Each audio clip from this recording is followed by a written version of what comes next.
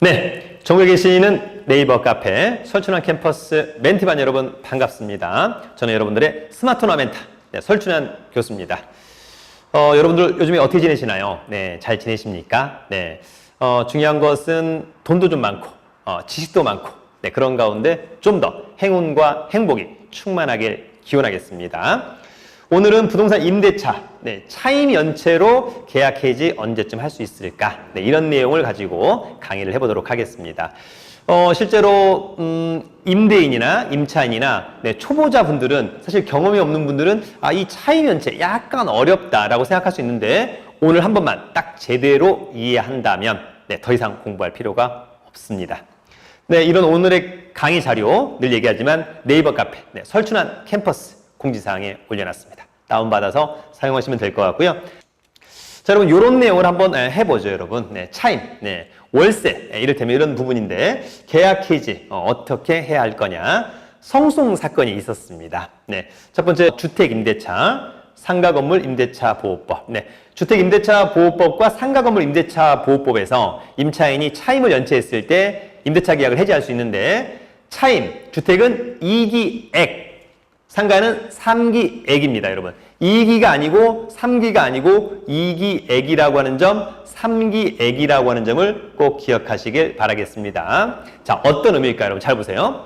여러분, 주택 임대차 계약을 맺었는데 만약에 보증금 1억에 월세가 100만 원이다. 그러면 월세를 100만 원씩 납부를 해야 됩니다. 그런데 이번 달에 50만 원만 납부했습니다.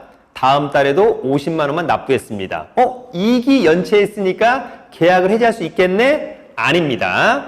여러분 원래 월세가 얼마죠? 100만 원. 그러면 1기액이 100만 원, 2기액은 200만 원이 되는 겁니다. 그러면 자 50만 원 연체했죠? 이번 달, 다음 달 50만 원. 그럼 100만 원 연체한 거잖아요. 1기액밖에 안 되는 거지 않습니까? 계약을 해지할 수 없습니다. 그 다음 달도 50만 원.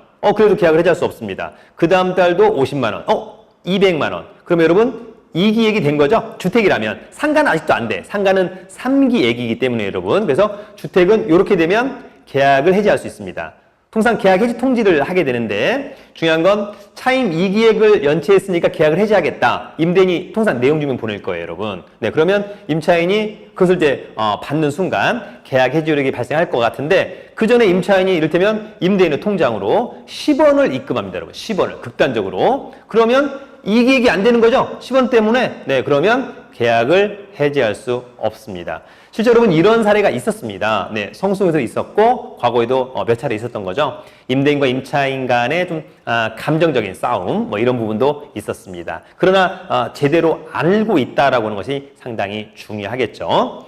또 하나는 상가 건물 임대차 보호법은 차임이 2기액이 아니라 3기액에 달하면 계약 해지를 할 수 있다. 우리 민법은 2기액, 주택임대차 보호법 2기액, 상가 건물 임대차 보호법은 3기액이라고 하는 점을 여러분들이 꼭 기억하시길 바라겠고 2기와 2기액은 완전히 다르다라고 하는 점, 여기서는 전부 다 액이라고 하는 점을 여러분들이 꼭 기억하시길 바라겠습니다.